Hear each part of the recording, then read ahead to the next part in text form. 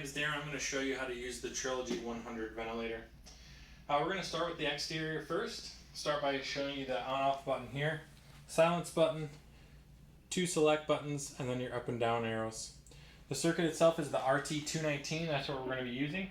You're going to use your normal BiPAP filter on the side here, and then it connects to your chamber pot. You're always going to make sure you always have your exhalation valve in line. It's a passive exhalation circuit. You will not need your pressure line for your exhalation valve.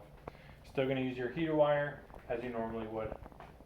On the back of the ventilator itself, you see here is your oxygen inlet port.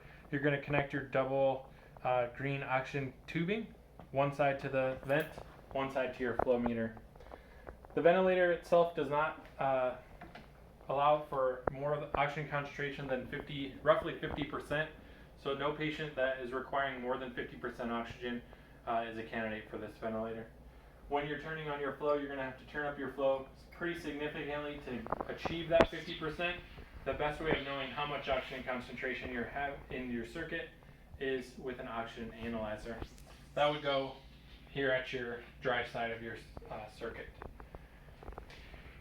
Turning the ventilator on, you're going to start by pushing the on button. It's always going to alarm at you, just telling you that it's turning it on. Starting with the main screen itself, it always shows you what is your current mode of choice. Your pressure bar here telling you how much pressure that each breath is getting.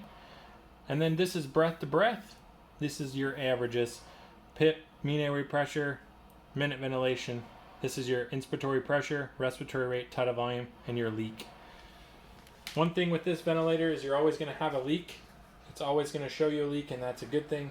If it ever says low circuit leak, that means your exhalation valve is occluded and the patient cannot breathe out. That is something that needs to be taken care of immediately.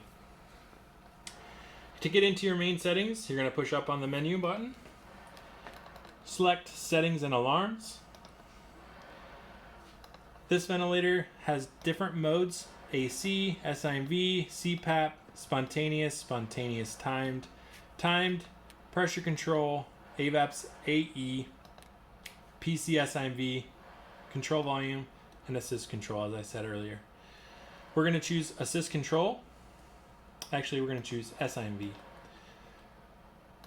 To change any setting, you're going to scroll to whatever setting you want to change, push the OK button, increase your setting, and push OK.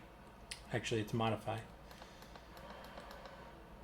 One thing that's different about this ventilator is you can choose your trigger type. So we're going to choose flow trigger. That should be your standard trigger for your ventilated patient. The next thing to make sure is you always have your circuit disconnect alarm on. That ensures that if the patient becomes disconnected, you will hear it. Otherwise, it may not alarm at you. And then the rest of the setting, or the rest of the alarms, are just your standard alarms that you would put in for your policies and procedures. One thing to note, that your ventilator will not change the mode until you choose finish. By choosing finish, it says activate SIMV mode. Yes.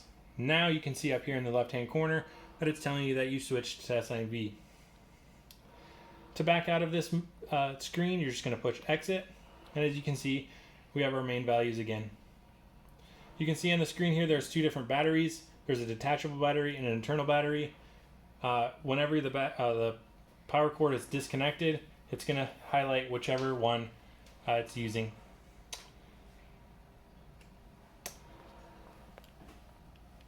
This green light here is telling you that the power cord is connected and it's working.